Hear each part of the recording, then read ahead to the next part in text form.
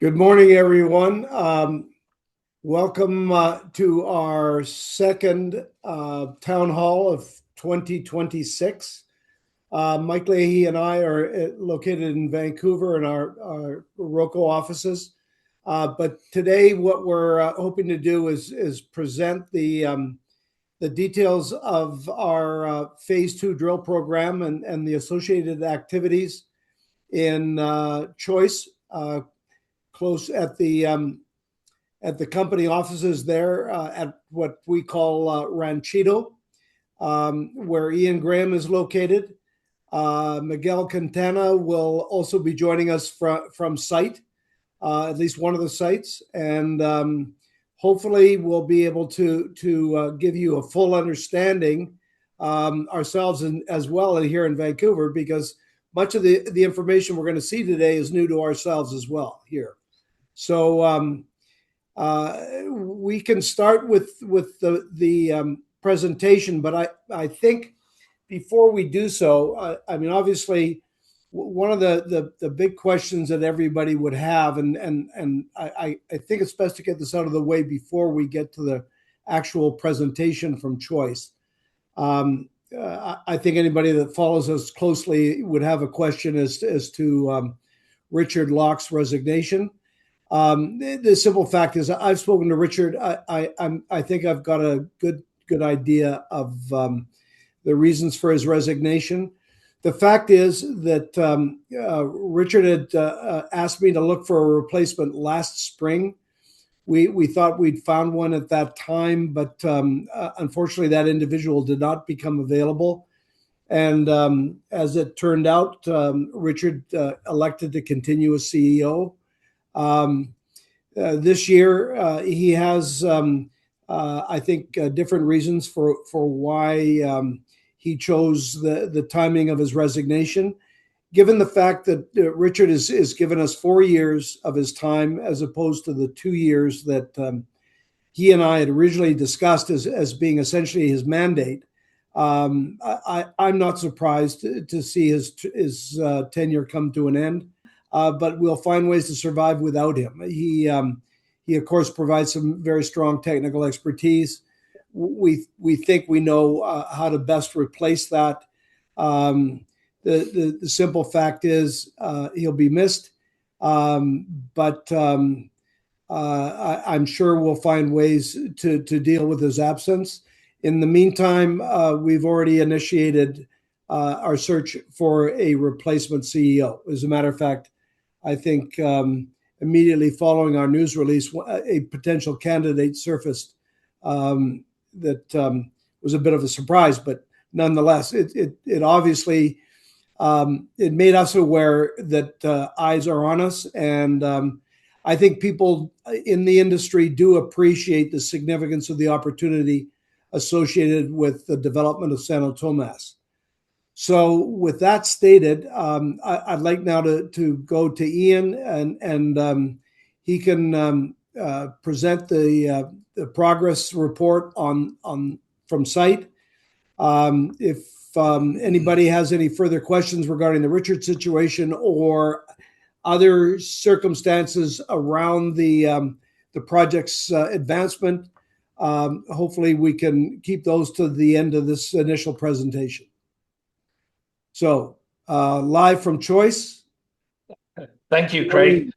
Yeah, good day, everybody. Yeah, it's fantastic to be able to host part of the town hall down here at the project site, where things are abuzz for the first time in a while.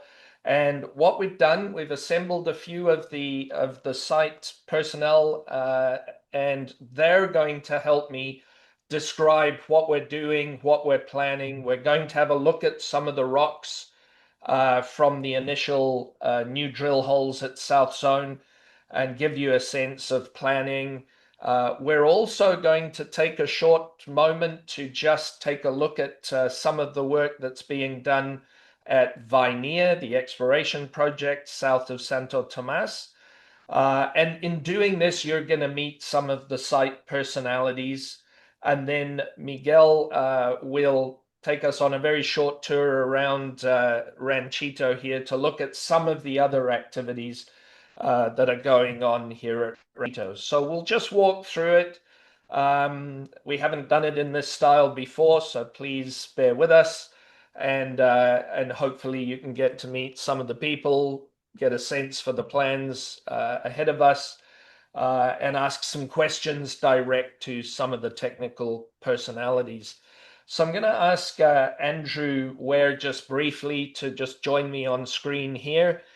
He's just adjacent, and just very briefly, verbally walk you through the planning for site. So take it away, Andrew. Good morning, everyone. Good morning, Craig, Mike, Ian. Hiya. Phase 2 drilling commenced. We have one rig drilling and one rig setting up up top at the South Zone. Obviously, the plan for the program is to lift our inferred resources into indicated in front of the PFS that we will be kicking off here once we get all the data in place. Drill holes are started on the South Zone. It's a combination of resource and geotechnical. When we can, we're trying to combine geotechnical with resource, save meters. We're looking at a plan of anywhere between 18 and 20,000 odd meters. And we're already saving meters on some holes that we projected to go through the pit wall into waste. And there's no point in drilling additional waste after we do that. So we're saving some meters. As a geologist, I'm using those meters in other places, but yeah, we have a target meterage that we have to hit, and that's got to be within budget. So that's where we are right now. Excellent. And Andrew, just given that we're going to focus on South Zone and get that sort of tied up, there'll be a little bit of geotech and hydrological at North Zone, but we want to get the South Zone resource converted, right? And typically what will happen is we'll get as much of that as we can converted. You'll always find a hole or two in that new resource classification. So we're moving south to north. So what we'll do halfway through the program is probably get all the assay work done for the South Zone and ship that off to our consultants, who will run just a quick review of that and see where we are in terms of conversion. If we need to go back and put another hole or two in it, we'll do that. But also on the North Zone, there's a thin rind of inferred on the east side of the pit that we need to convert into indicated. There's 4 very short holes up there as well. And at the same time, we have a hydrogeological program that's going to focus on the north pit wall. Absolutely required. We need to be able to calculate pit inflow, if any, and also pit stability next to the river there. I don't think there's any issue there, but obviously data that consultants will need to be able to confirm and sign off on. Aside from that, I think we've pretty much got it covered this year with this program. Yeah, the activity around site and here at Ranchito has been fantastic for me to come and witness. Everybody's in their routine, in the groove, back logging core, we're cutting core. We're doing some work in the flow sheet for geotechnical that we haven't previously done. And I might ask Andrew just very briefly to sort of encapsulate what we're trying to achieve with that geotechnical work. So this is a bit of a spin-off from some of the work that Whittle Consulting did for us. They took the point load test data, did essentially a conversion into what's called bond work index or grindability of the material, comminution data.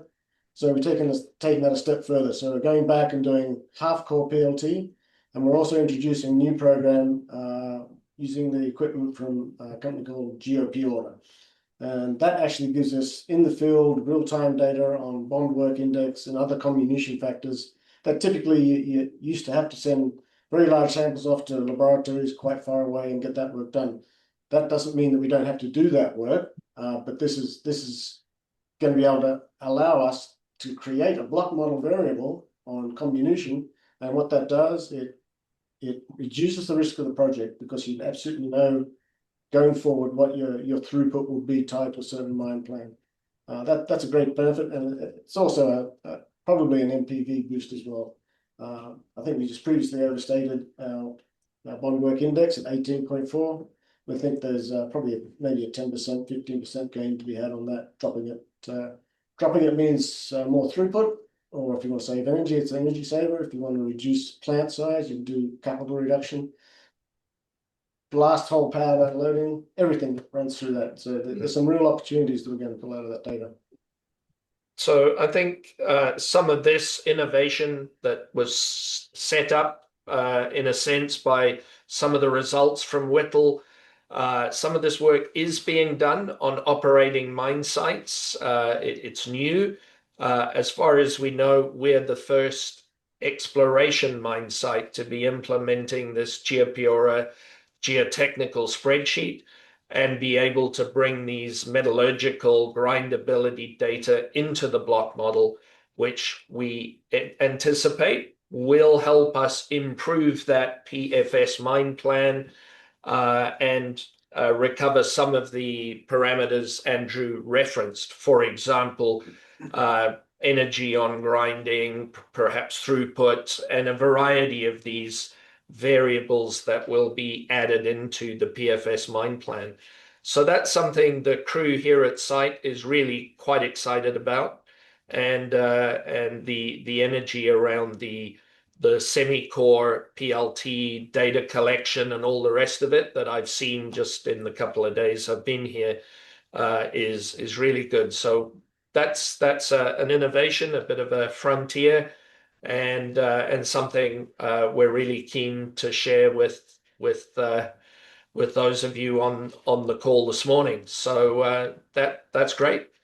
Andrew, anything else that you think at this kickoff stage in phase 2 you shareholders may want to hear about? I think the drilling broadly reflects what we already had in the block model, which is always a good thing. We've had a couple of pretty decent looking holes. So I'm not going to comment too much on it though, but it supports previous drilling. Miguel and Fidel obviously taking that into account, possibly tweaking a few drill holes to make sure we can drill the best grade and in a representative way to support the new block model that comes up with the PFS. Excellent. A couple of other things on site, and Oscar, can you go to the next slide, please? And so just these are slightly mundane site items, but we are relocating the camp that we had at the Brasile zone north of the river to our location here at Ranchito. So I'm just going to zoom in a little bit. And on the left, you're looking at the new assembly of the camp up above the location at our core storage facility, which you see in the background. Andrew, maybe you can just sort of point out the core store up there if you... The Wheel of Fortune. The Wheel of Fortune, that's it. And then just to show you as well, we're taking down the camp at Brasile's, and Oscar, maybe you can just run the video on the right there. So you're just seeing that camp being taken down, the material bedding, the air conditioners, all of the equipment that we have there. You see the remnant toilet facilities, etc. So we're taking that camp down as carefully as we can, and we're relocating it to Ranchito, and we will be basing much of our project crew here at the core site in the next couple of months. So we're looking forward to getting that done, and just wanted to share that with everybody. Oscar, the next. Another view of Ranchito. So on the right side, the core logging facility and the core storage. And again, just the erection of the new camp that is proceeding just up above the core storage facility. And just a couple of shots I took yesterday of the crew back logging core and planning, and what you see in the middle image is Oscar working on the Leapfrog project at Vineia, which we will shortly share and have Fidel run through with you. That was a shot this morning of everybody just assembling on a Tuesday morning at 6:30, preparing for the day in the field. All right, Miguel, can we, so everybody, I'm gonna, Miguel, yeah. So many of you know who Miguel is. You've met him in other settings, but Miguel, maybe you can start to follow on from what Andrew said, Sure. and then show some pictures, etc., from the core. Yeah, thank you very much. As Andrew mentioned, so we're getting ready for all the drilling program that we have planned months ago. So now here showing all the plan that Andrew mentioned, especially in the south zone. So the image basically show the program that we have to convert from inferred in this area to indicated, especially because we don't have enough holes over here, right? As you know, Andrew mentioned that we need to drill and to cover the main areas that we know that there are some mineralization, especially the description that we have on surface. Okay, so we were basically have done this program based on all the drill that we have done in phase 2, in phase 1, the geophysical data, and also the geochem, lithology, structural geology that all the team have been done during the last 3-4 years, right? And then here we have a section that we have done based on all the description that we have done in the first hole, and also trying to reconnect and reconcile all the lithology structures, the geology information that we have so far. And then just a couple of pictures of the main core that we have hit in the couple of first holes. So basically, we have the chalcopyrite, that is the main mineral that we have in the project, and also along with copper, along with molybdenite and also quartz. So this is the first holes. So basically, the description that we have is pretty similar from the holes that we have drilled in phase 1. So we confirm that we still have the mineralization just in the visual way, right? We have to wait for the chemistry results. So we'll see how it goes in the following month. Yeah. Do you want to just go back, Oscar, if you would, please? Do you want to just point out some of the minerals? Yeah, for example, here we have veins with chalcopyrite and pyrite. Mostly they are along with magnetite. And sometimes basically we have quartz with molybdenite. That this is the main areas that we got the higher grades in terms of copper and also along with molybdenum. So sometimes we got also tourmaline, that is the black dot over here, and is also along with chalcopyrite and quartz. And sometimes also we got, especially in South Zone, and this is a surprise for us, and we are trying to understand what is the engine for molybdenite. So we have sometimes anhydral, euhydral molybdenite that it tells you the crystallinity of that mineral. So we are trying to see what is the route, the pathway that comes from. So we'll see how it goes with the following holes, especially in southwest holes. So as well as also the veins with moly, big veins is not very common in porphyry copper. So we will see. We will take a deep look in this kind of type of mineralization that we have got so far. Right.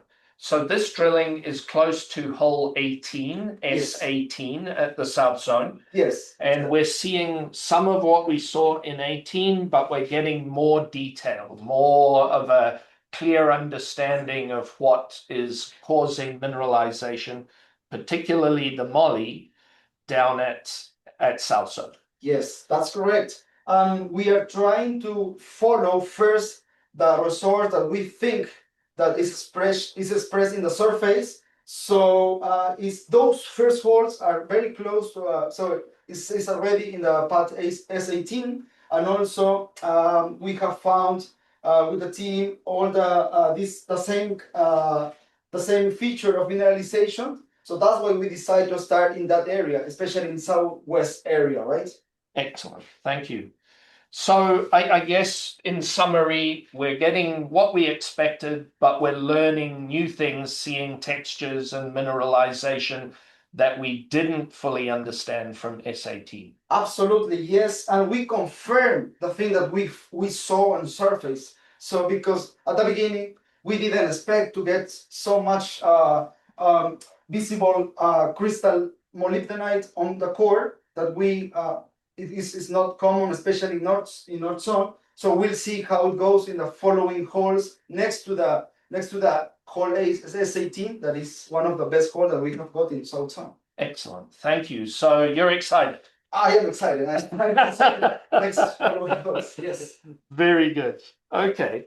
So maybe I can give you a shout, Fidel, and can you cue up the leapfrog, please, Oscar? So what we're going to look to do now, everybody, and again, just very briefly, we're going to just give you a snapshot of the early work that we're conducting at Vineia, the exploration project. So, Oscar, have you got that? Can you bring up your leapfrog, please? Yeah. And then we're going to put Fidel in front of the screen and let him tell you a little bit about the field work he's been doing up at Vineia. So I'll just very briefly remind everybody we have an option on an exploration project south of Santo Tomas. There's some evidence of porphyry down in that area, but there's widespread evidence of multiple mineralization styles that would more commonly be proximal to or associated with big intrusive systems like a porphyry. So we've taken that option and we've just begun to assemble very basic early exploration data on that. Now, Fidel, can you join us up here? And so but Fidel Gomez has been leading the fieldwork effort. This is Fidel. And Fidel, just begin perhaps just to walk through how you've started to collect data on the project, map the geology, and just describe the steps that you've taken to sort of get us to this point. Yeah, sure. Just to mention, I don't know, maybe some of you don't know the location of Vineia. Vineia is a concession recently acquired by Oroco at the end of 2025. And just to show you the location of Vineia, we have Santo Tomas in this area. This is the western side of Mexico, Santo Tomas. And to the south of Santo Tomas, zoom in, Oscar, please. We have here the location of Vineia. So there is some records of historical geological jobs done in Vineia. And we already started a field mapping campaign in Vineia. So I want to show you, zoom in a little here. So we have put the structural data and the field stations. So this is the concession of Vineia. The one in yellow. The yellow polygon. Yeah. And we have already walked that area. Those are structural data that we collected. And I want to show you these dots. Those are places where we sampled. Yeah. And so, what's that topographic image? How is that collected? This topographic image is one that we got recently. We did a drone flight to get the LiDAR topography. Right. And it's really cool because it is 1 meter of resolution. And we have also 6 centimeters of resolution. It's really, really useful. And we can use this model to get a lot of information from that area because the resolution is too high. And we have the plan to get also drone magnetics for that area because in the data of the Mexican Geological Survey, we have some high anomalies of magnetics here in this area and also here. I want to mention we have 3 prospects in Vineia. That is El Plátano. It's a breccia pipe in this area. We have an open pit here that has been worked in the past. That is Mazomique. And there is another prospect here that is Cristina. And also there is one place here that is called Konihaki. So there is a lot of potential in this area. And what was mined at Mazamica? In Mazamica, it is mined an skarn of magnetite chalcopyrite. In El Plátano, mineralization that we have recognized is copper, mainly in chalcopyrite, but there is anomalies also of silver, gold, iron. In Cristina, some of the historical samples that some people have made, we have silver, zinc, and lead. Right. So there's quite a variety of mineralization styles. Yeah. All of which have been driven by some sort of heat engine, right? For some sure. Sort of intrusive activity. For sure. And so, we've got these showings and the mine at Mazamica that show that this has been geologically active as a mineralization site. Yeah. Is that a fair statement? Yeah, sure. And also, that's the important thing of getting the map, because we can see deeper information of some bodies that we could have in depth, and that will help us a lot. Yes. Okay. So we're going to acquire drone magnetics to complement the drone LiDAR and to help guide our activities in the field. Yes, I guess that will happen in this month. Oh, very good. Yeah. Oh, excellent. Yeah, that's news to me too, everybody. So that's good. Anything else that you're able to sort of rotate a little bit the leapfrog and just so we're gonna just jump into a little bit more on Oscar can. Here we go.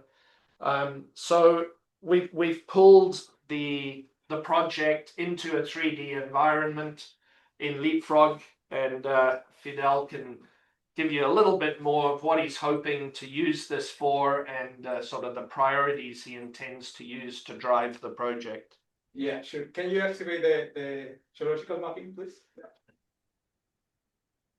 I'm in the way. So we already have a preliminary geological mapping from the area interpreted, and also with the data that we have collected. So yeah, that's it. So we have a lot of structural data from that also. So this is the main intrusive. We have some smaller intrusions of monsonite. Here in this section, we have El Plátano. There is the location of the skarn. We have Cristina here, and there are some other breccias in this area that we sampled, and here it is Mazamica. So we could have a lot of potential also for deeper mineralization in this area, below these rocks that are above the intrusions. Excellent. And so you've done some sampling, and that will shortly be provided to a laboratory. Is that, are we on track to do that?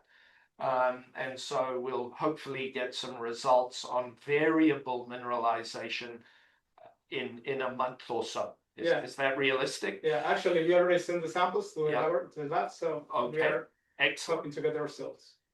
Fantastic. Okay, so I hope that was a snapshot for everybody of the exploration that we're doing. Mike, we sent Miguel out while that conversation was going on, and hopefully he's available on his phone now to tour us around a little bit. Are you there, Miguel? You're muted, Miguel.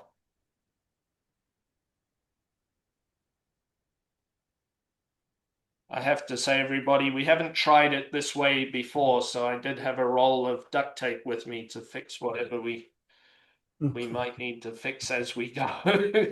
Hey, Miguel, we saw your video briefly. In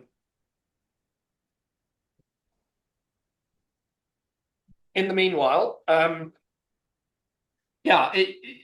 for me, being at site and catching up with Fidel and Andrew and Miguel on the work that they have been doing at Vineia was quite exciting. Obviously, our focus is Santo Tomas. That's where the time and focus resources for everybody goes.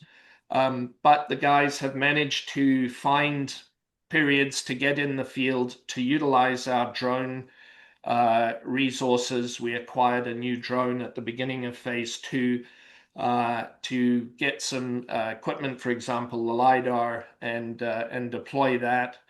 And we'll be collecting drone mag at Vineia. So we're moving forward whilst making sure the focus is on drilling at Santo Tomas South Zone. So I'm hoping we seem to have lost Miguel. So Ian, can we take some questions while you're waiting? That's a good idea. Why don't we do that while Miguel... Why don't we take a question, and then that will give Miguel take a little pressure off there. All right. Can you see them? Can you see the questions, Ian? I cannot, no. Okay. I'll read the question out for you. First one, how many holes have been completed in drilling for phase 2, and how many holes are expected in order to finish phase 2 drilling?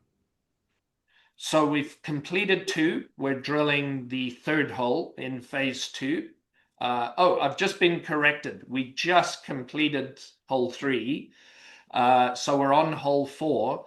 The current number of holes is quite high. It's for all programs. It's currently a number a little above 50 holes. Some are quite short though. For example, those short holes Andrew mentioned in North Zone. But that number will flex. As Andrew said, there'll be a review of how much of the resource we've converted effectively, as the drilling progresses, sort of sometime after midway through the program. And we expect there'll be a few holes added. So the number is high, but the aggregate length of holes in phase 2 is lower than in phase 1, where the focus was North Zone. Does that sort of get it? Yes. That's great. At a high level? It looks like Miguel has got set up there. Yeah. All right, Miguel. Do you want to unmute and tell us what you're up to? Yes, sir. Sorry for the signal connection. So now we have got the team that is doing the PLT, the point load test. That's carried out with a rock test. So equipment on HQ core sample. The sample is placed between two points. Pressure is applied until it breaks. So we record the maximum load and sample to calculate the strength index.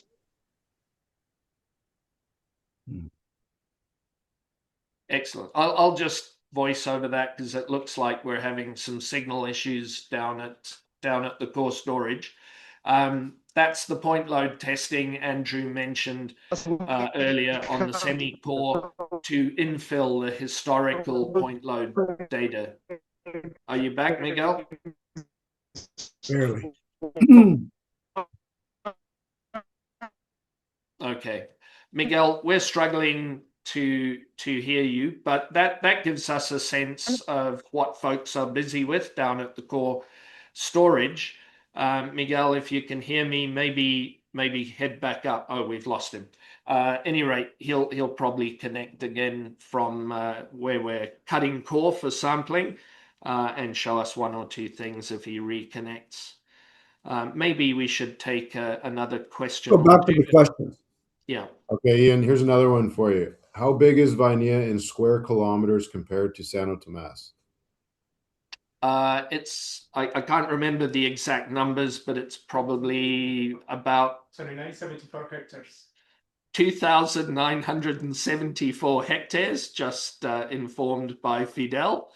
And the Santo Tomas concessions have quite a large area off to the east that we're downsizing. But the coverage of the core mineralization is very similar to the core concessions at Santo Tomas in area. There are some concession maps on the deck online that will give you a comparative sense of the claim coverage at Santo Tomas and Vineia. To the timeline on the environmental studies. Yeah. Fortunately, I have Andrew and Fidel and Oscar in the room with me to correct those numbers. So, Ian, what is the timeline for the environmental studies? Excellent question. So we have hired the principal consultant to oversee all the environment and integrated environment community work. And that work has commenced. Desktop now, and we'll have people in the field in a week, starting the baseline surveys, and that will run for a year. It will take until the end of March next year to complete those baselines. Andrew's still here. Andrew, have I missed anything in that answer? No, I mean, Yeah, Andrew's going to join me because he is directly interfacing with the prime consultant on the environment initiative. yeah, so the work that we're undertaking right now is basically broken down into 4 seasons, and we need to get baseline data on water quality, flora and fauna, and specifically going back to our PEA infrastructure design. So we'll have the pit, Concerns. waste rock pile, and tailings facility. They're directly impacted areas, so we need some very detailed studies done on those as well. But it also includes baseline weather data, baseline water flow in the Rio Fuerte, baseline water flow in Boca del Arroyo and other drainages. And on a much bigger area, we're pulling in a lot of community information as well. We've already done the mapping on that, but now we're just formalizing it, placing it into a system called Links, and that should be up and running within 2 weeks. So that's actually a big piece of work that's being done. And that forms a very large part of any permit evaluation by the Mexican government. Our principal consultant for SEMA suggested that's probably on a scorecard, it's worth 40% of how they evaluate your permit. So we're ahead of the curve on that one. Now, Andrew, are there any concerns or primary concerns? No, I don't think there are. I mean, Ian, with his long history here, can certainly attest to the fact that we have excellent community relations. In fact, over my 40 years of work in this industry, I would have to say that this is one of the best places to work, just because of the support and interaction we have from the community for the project. And that's got a lot to do with the long mining history at Choice. Yeah, and I think on concerns, there was an environmental baseline study done several years ago for a bridge project across the Rio Fuerte, just some kilometers west of us, and there were no threatened or endangered species of significance identified in that study. And it would be unlikely that we have a fundamentally different biozone or fauna flora mix than was present on that study. So we don't foresee any large challenges arising from the environmental baseline, but obviously the work has to be done. So we're commencing that. And keep in mind that this wouldn't be the first mining operation on this particular drainage. El Salzal, further up the river, was mined, completed, and reclaimed very successfully. So yeah, we have history here. Yeah, the industry is reputationally quite strong, and thanks to prior operators who did a very good job, and certainly that legacy remains for us. I do see that we've got Miguel back, albeit he's still down at the core shack. So no, he's up here. Sorry, I misspoke.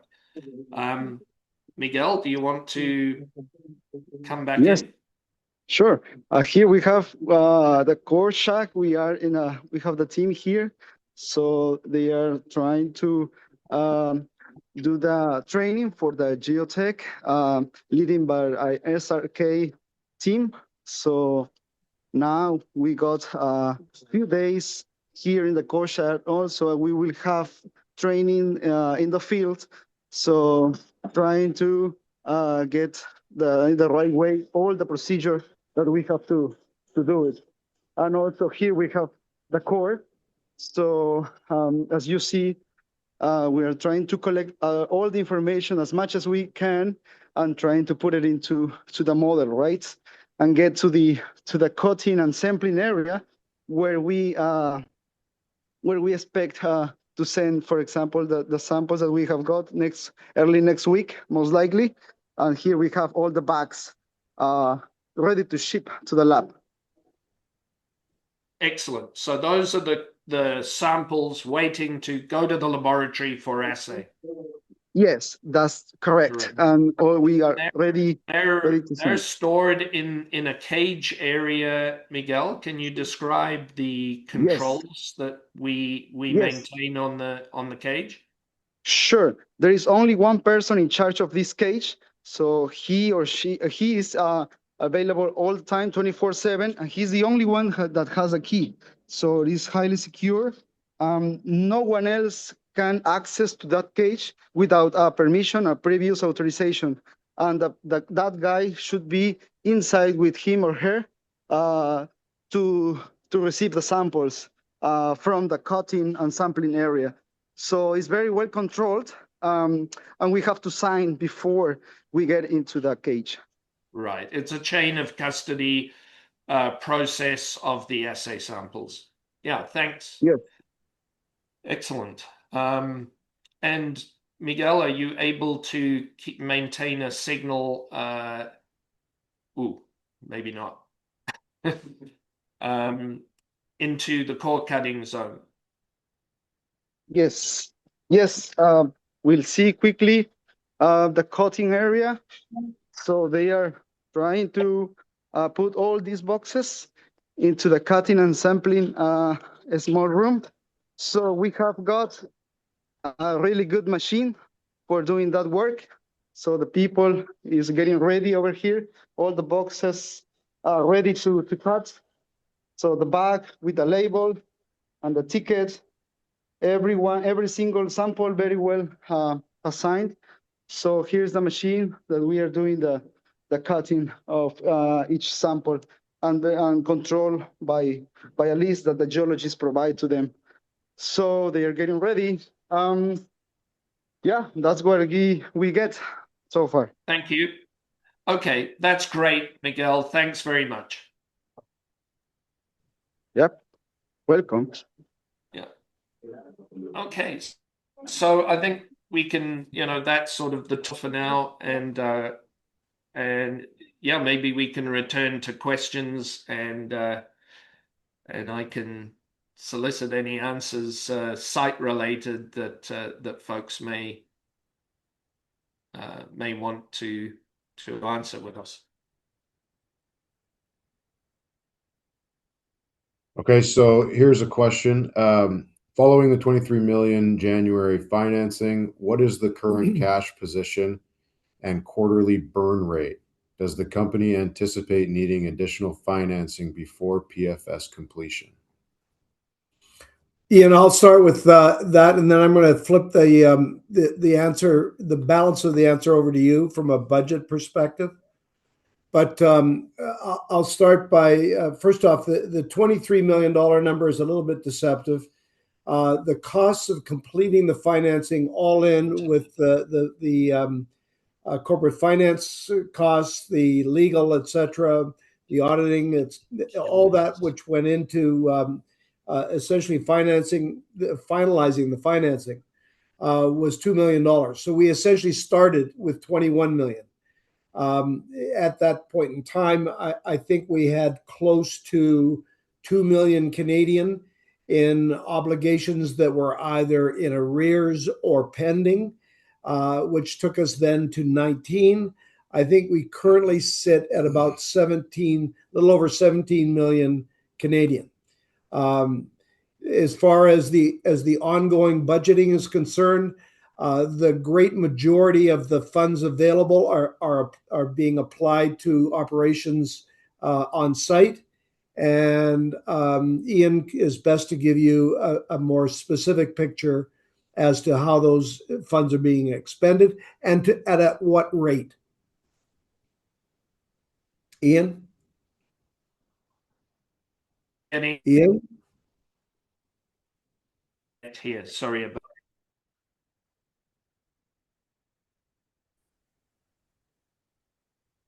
The question was how the funds are being essentially expended in terms of the rate. I'll go even further if you're unable to continue, Ian. Are you? I caught the last part. And so, yeah, the rate of spend is obviously increasing a little as we put a second drill on. I didn't hear all the rest of the answer, but I think it was a burn rate question. We need the drilling progress rates to settle down before we know the exact burn. But we're funded the drilling that Andrew referenced. Okay, so you're having trouble communicating. I know that the current budget as it exists today covers all of the activity on site through to the early stages of November. Am I correct in saying that? We've lost Ian completely. I think I am correct in saying that. In order to complete the PFS, which that would not do, we anticipate the need to raise at some point in time along the way a cumulative 15 million Canadian to complete the overall PFS process. However, the funds that are on hand will, and I think Richard Locke has made this clear in one of his prior comments, should be sufficient to at least finish the associated field work.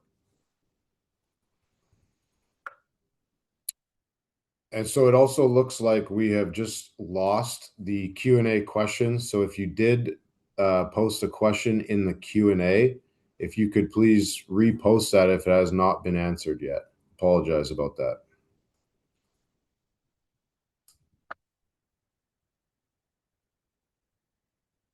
Was the Vineia option exercised? If not, when do you plan to exercise it? Well, that's a good question. I don't have the exact timing on the option. As far as I know, it's fully in place. We're continuing to pursue the acquisition.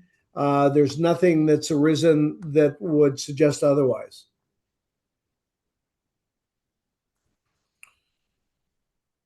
When can we expect the first results from the lab?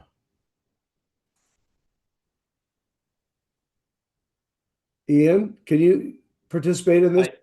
I heard the first part of the question, I think, was first results. When can we expect the first results? I think they're about a month to 5 weeks out. We're about to ship the first set of samples next week, I believe Monday or Tuesday. Okay. Regarding geotechnical work, are there any early indications from that work that could meaningfully influence mine design or capital intensity? No, we don't have any, broad area new information on the geotech in general, though. We're very incentivized to do the work that Andrew described, the Geopiora. The Whittle study suggested that about 70% of South Zone and perhaps almost as much of North Zone is softer, and I that's a sort of air quote, softer, more readily processed rock than we had in the PEA model. And what that means is we'll use a little less energy on quite a bit of the resource and perhaps process it a little more quickly, which will have impacts on the economics of the existing plan, but will also offer us the opportunity to replan in the PFS to perhaps target some of those more readily processed areas earlier in the mine life. So that was the reference to the NPV metric that Andrew made, the opportunity to improve the overall exploitation economics is quite significant in our view. But no, we haven't done enough work yet to fundamentally sort of repopulate the block model. That will be something that only happens late in the year once we've collected substantially more geotechnical data. Ian, I've got a question that isn't up here, but I think it's one that should be at least addressed or answered. When we wound ourselves down from the previous field work, essentially the all that led to the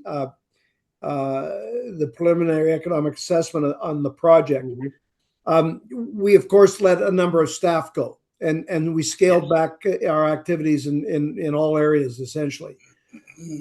You and Andrew have subsequently, throughout the later stages of last year, started to work to reconstitute a technical team.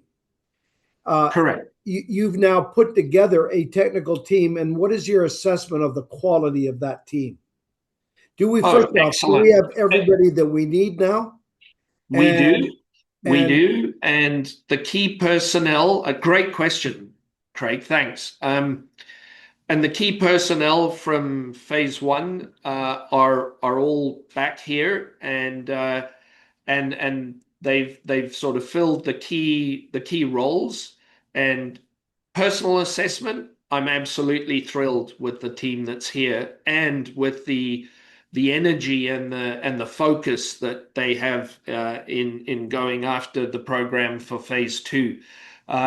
Folks have just met Miguel and Fidel. Andrew is still here. Would you join me just for a minute and maybe just give your thoughts on the team? Still here. I'm still here. Yeah.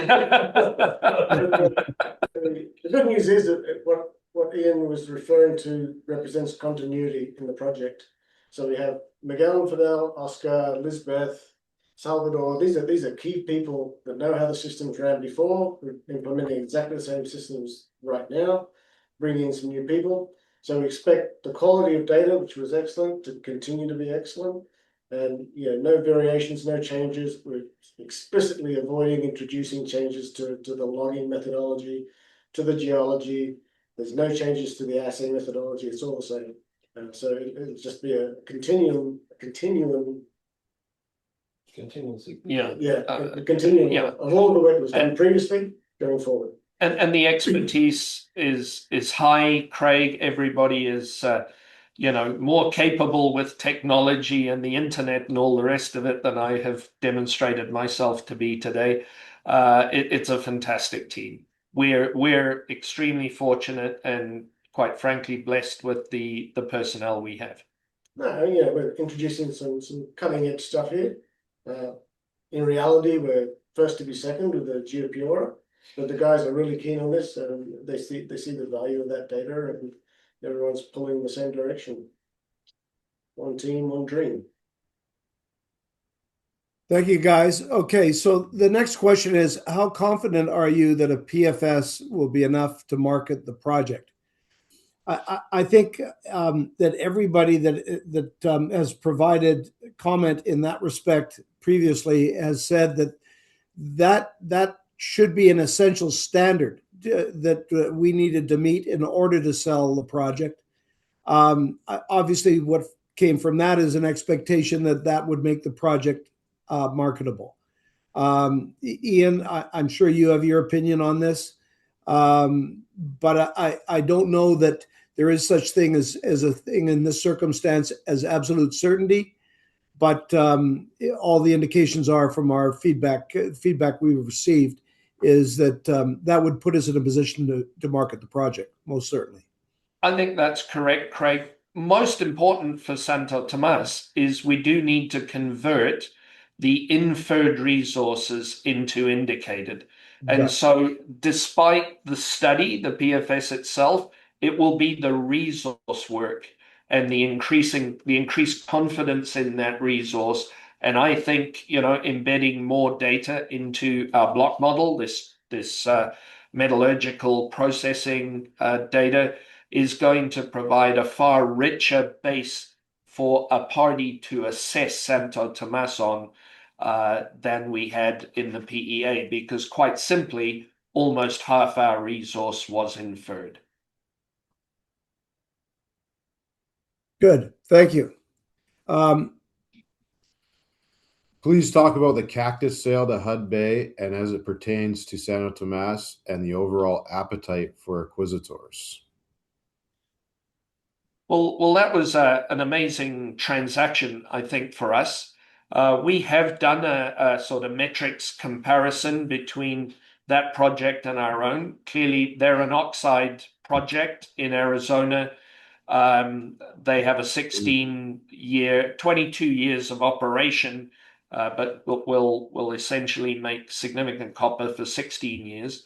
We make more copper over 22 years, and quite a number of our operating parameters are competitive, but we differ. We will be a concentrate producer, not a cathode copper maker, as they will. But that transaction, which in round figures is a $1.4 billion transaction on a project that has broadly similar metrics to our own.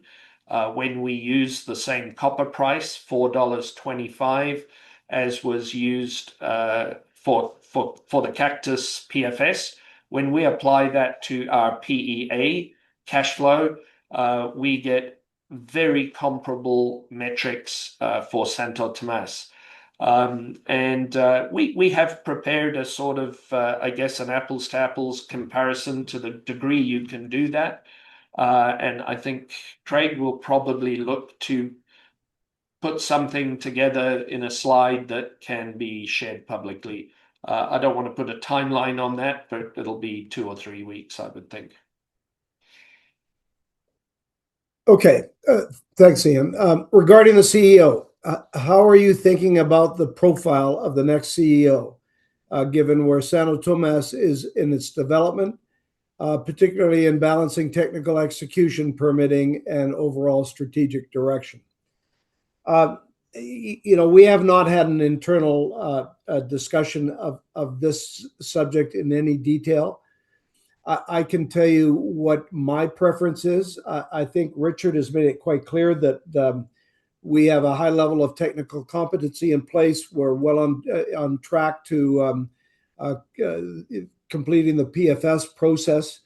My personal recommendation to the board would be that the next CEO have more of a corporate finance background, specifically somebody that is willing to become the formal face of the company with respect to marketing and essentially identifying the pathway for the company.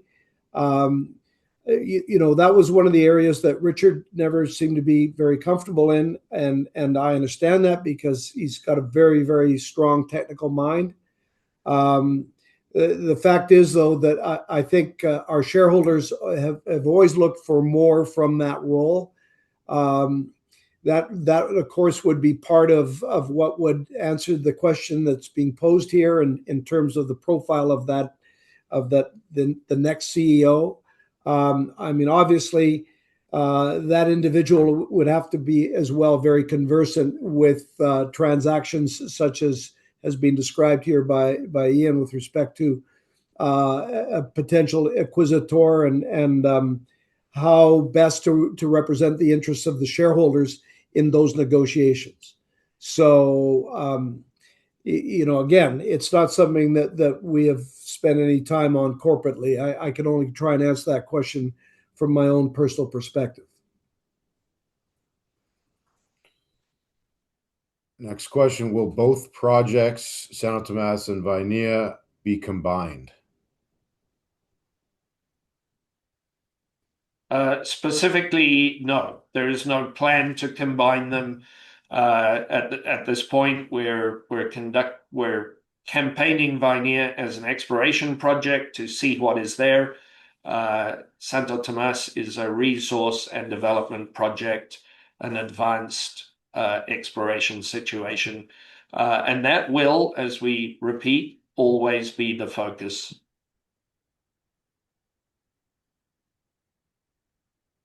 Okay. As the project advances through PFS and the environmental baseline work, how are you thinking about engaging potential strategic partners or stakeholders, and at what stage that becomes a focus? Do you see future financing as purely market-based, or is there potential for strategic partnership alongside that process?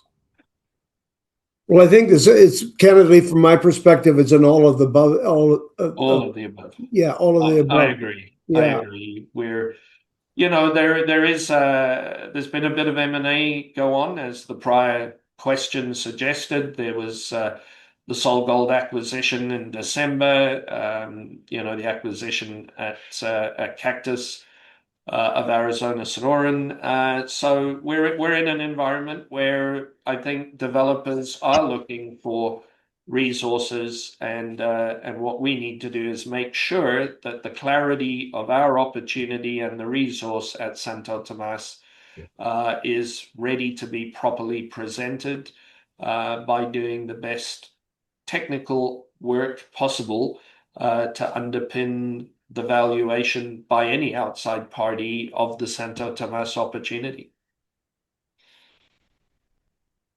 Right.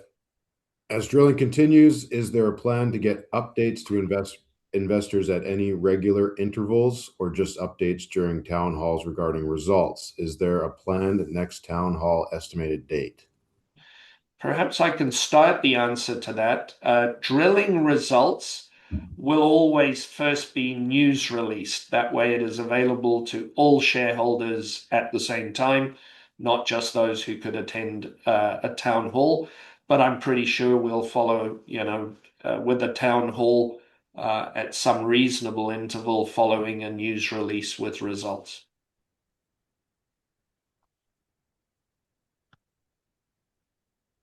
Any changes to social media strategy plans over the next several months, or any particularly exciting upcoming events to highlight? So for the social media strategy plans, I don't think it's changed much, other than we're continuing to push forward. We've put together an incredible team at Oroco here, including Christy Fabros, Daniel Bassett, and Jeremy Martin. And we're just continuing to push forward on our content and trying to see what we can do with the strategy. We've done so far this year 3 pretty good interviews Ian conducted with people like Robertson, Goldfinger Capital, Jesse Day at Commodity Culture, and the Jay Martin Show. Pretty well-known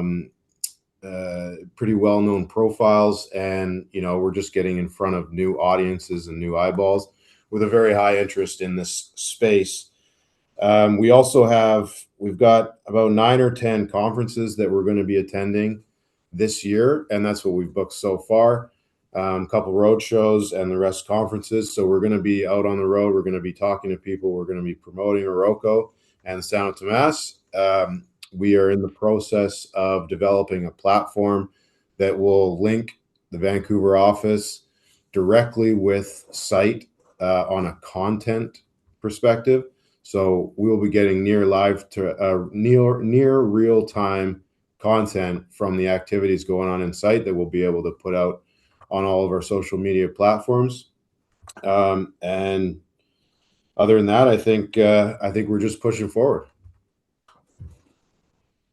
Agreed. I think it's fair to say, Mike, that content that will come from site via this little digital asset management platform will give you the content, as you say, near real time, well archived, and folks will have the ability to deliver content from their smartphones.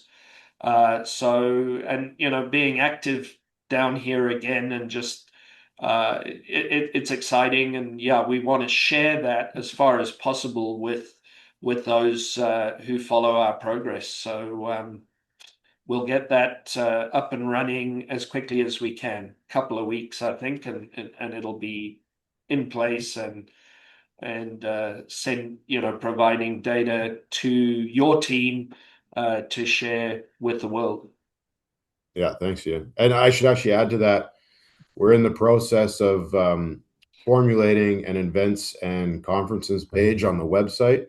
So all of the activities, all the conferences, all the towns, cities that we're going to be in over 2026 will be on the website. There will be details about all of it. And we're trying to work out something where you'll be able to request a meeting if that's possible at all. So we're going to be active, and we're going to be available to talk to people.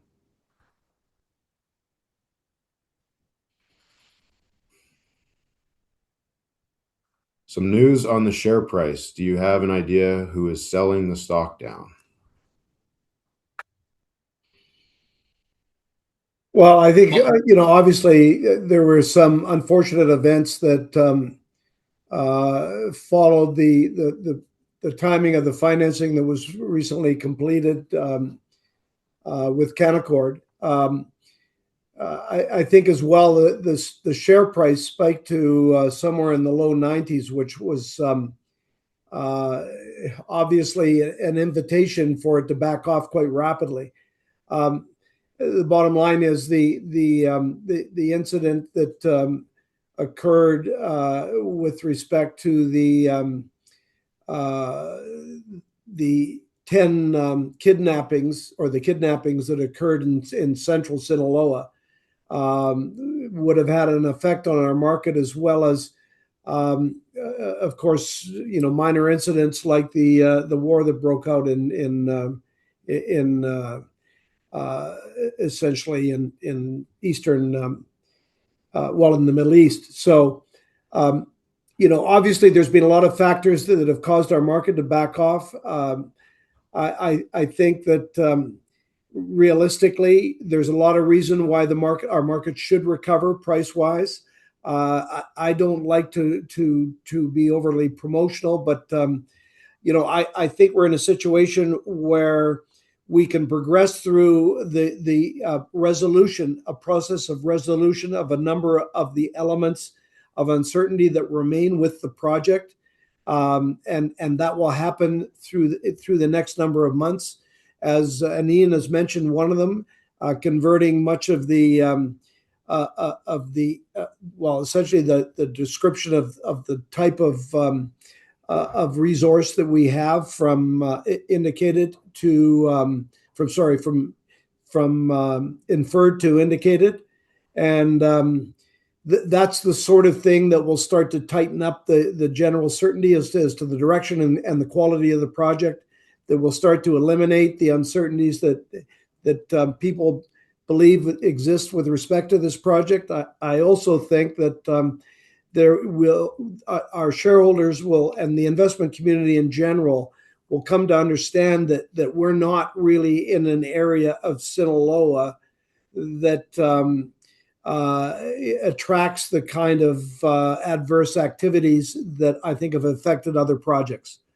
We have a very quiet community setting. We're well supported in the area, and I just don't see us being influenced in such a negative manner as other projects have been of late. So, from my perspective, I think there's lots of reason as certainty becomes more and more of essentially a contributing factor here, that our market will start to respond accordingly. Ian, you may want to add. Agreed. Our location is distinctly different from a security perspective than the south and central part of the state currently. I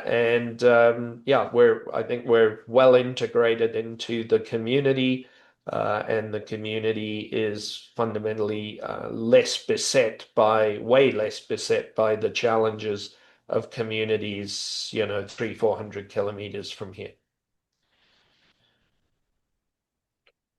So Oroco holds the option to increase ownership to 90% on Santo Tomas after a certain amount of money has been spent. Has this been completed? Yeah, the dollar expenditure requirement has been met.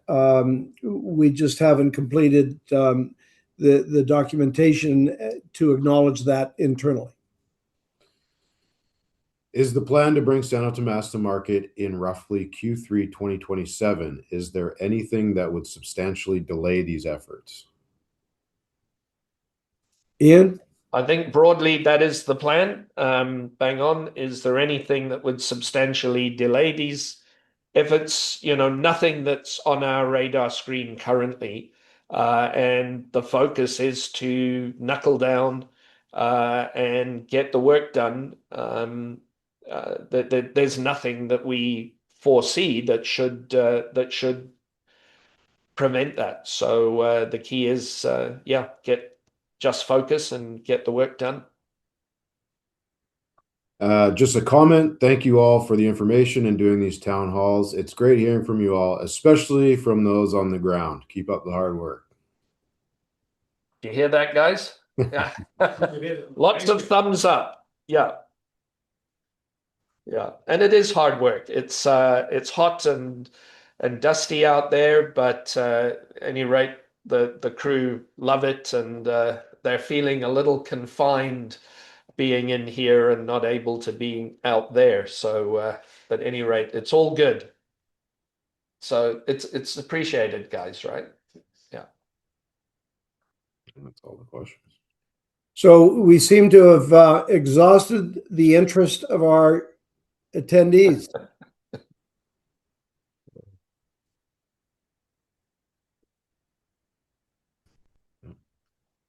I would just say thanks everybody for indulging our perhaps slightly unconventional approach down here at site. But I'm pleased you've met some of the people and been able to get a sense for their enthusiasm and the focus they have for the work. So yeah, thanks for attending and thanks for the questions. Oh, one more came through. Do you think you'll attract more institutional investors' interest soon? I believe we will. Yeah, I mean, I think it's a very understandable response in the sense that as the certainty with respect to the project is advanced, particularly as we convert the categorization of a substantial portion of the ore, that which certainly resides in the south zone, that in itself will substantiate the value of the project.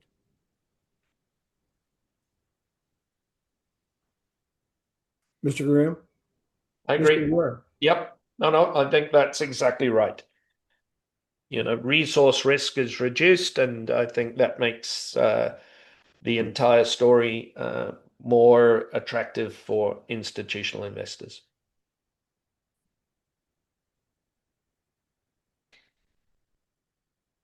Yeah.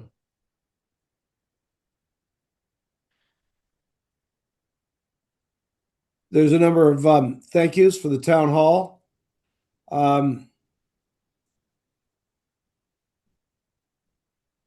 Especially liked the unscripted live tie-in from Sao Tomas.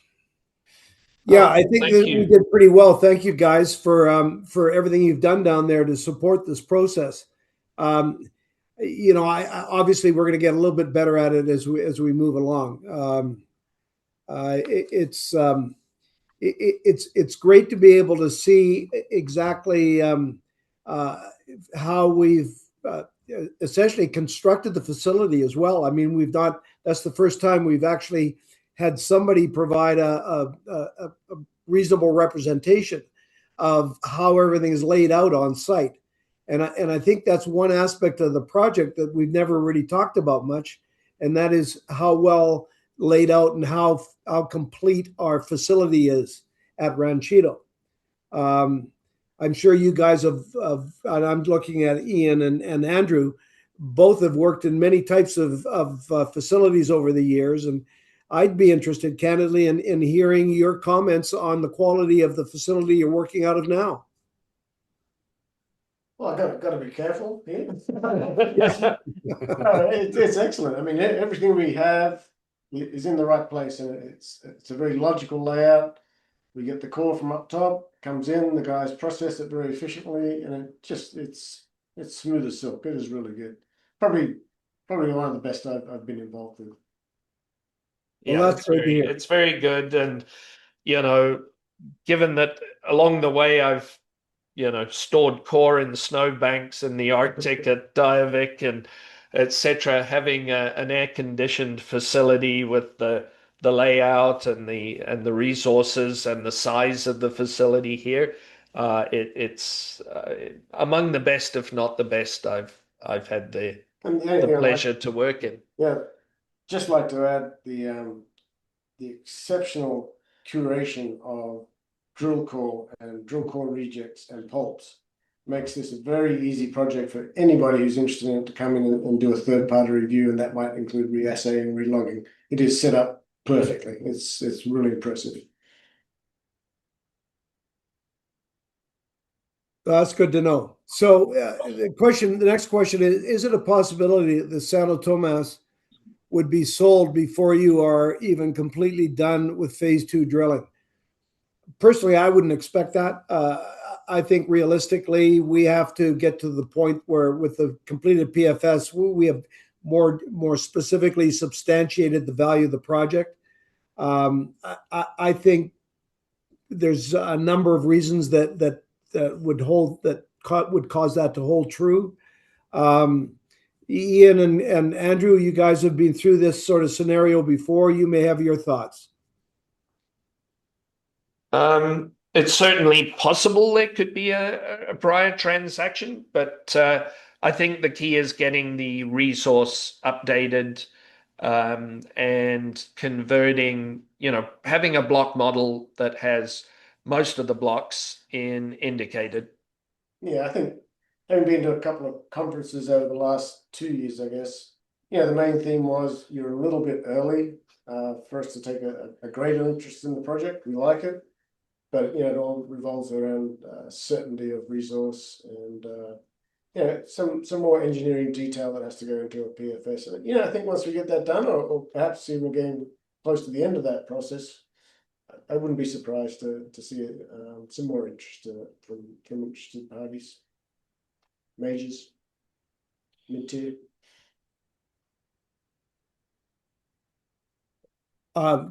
Question is, when is the time to hire an investment bank?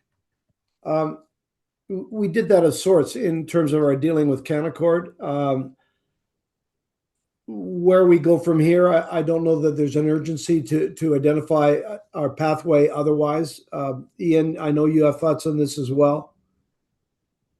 Yep. I think, an M&A bank, not just yet, but obviously we'll continue to address that question periodically internally and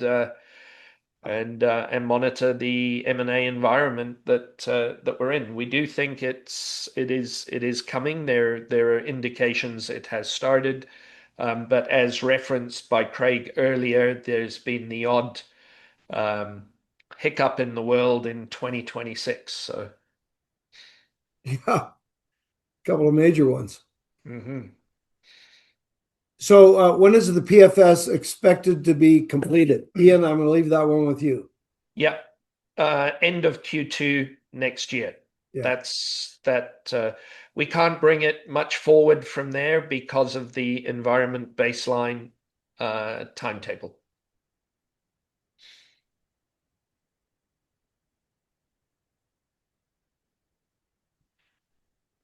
And I think once again, we're out of questions.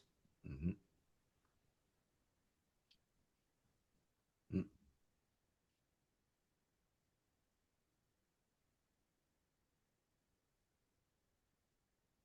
One question about the drilling and whether there's an anticipated or concerns about unexpected events such as weather, political, or local safety concerns that could meaningfully, and I think that's the operative word here, meaningfully delay the drilling progress.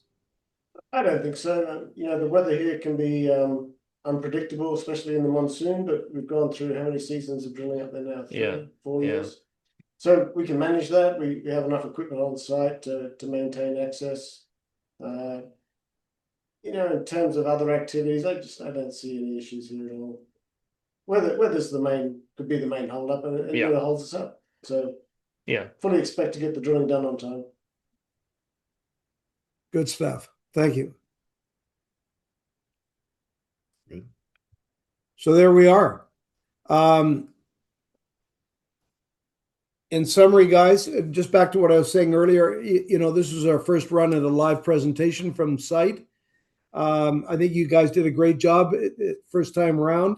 And I think other than the fact that we've got to figure out how to better utilize the camera setup. Yeah. And how best as well to allow Miguel to who's a very talented young man to give us a more certain and consistent view from site. When we figure those things out, then we can carry on next time, which I would hope we can do every 2 months or so. So that gives you enough time to get technologically upgraded, we'll say. Well, what we'll do, we'll hand this technological challenge over to the gentleman here. And now you know what the standard is. So Oscar is our tech guy, and he will. So you have a challenge, Oscar. Are you up for it? Very good. Okay. All right, everybody. Thank you so much. And yes, thanks for indulging our early stage technology efforts. But it's really appreciate everyone who's attended and followed along with us today. Yeah, thank you all for your time and your continued interest. And while these are one-time scenarios, please don't be hesitant to address any other questions you may have directly to our inbox at Oroco. We're fully willing to address any and all questions at all times. So if by chance you were missed today, there may have been a question or two that we skipped over. Please feel free to advance that query to the company, and we'll ensure that you get a prompt response. But otherwise, listen, thanks so much to all you guys down in Choice. Great to see you all today on camera. You all look wonderful. It's nice to know that we've got a true bald bunch in this company that that hasn't quite affected the rest of the team yet. But believe me, guys, it's coming. All right. Thanks, everybody. Yeah. Thanks, everyone. Bye-bye. Thanks, guys. Thank you, everyone.